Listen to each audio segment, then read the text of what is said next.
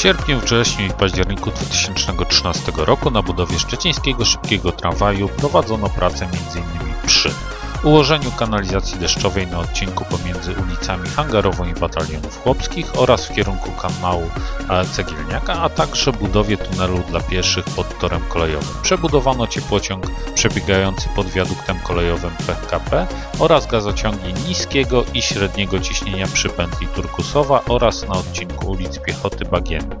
Ułożono kable elektroenergetyczne na odcinku pomiędzy ulicą Bagienną i wiaduktem oraz wykonano fundamenty, ponadto ustawiono słupy trakcyjne oraz przeprowadzono roboty związane z budową drenażu torowiska i warstwy odsączającej.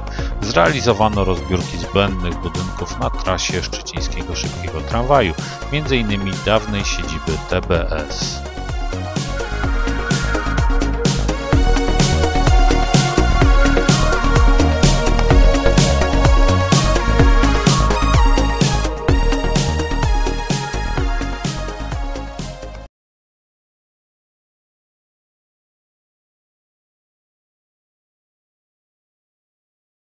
Odkryj na dobre. Szczecin.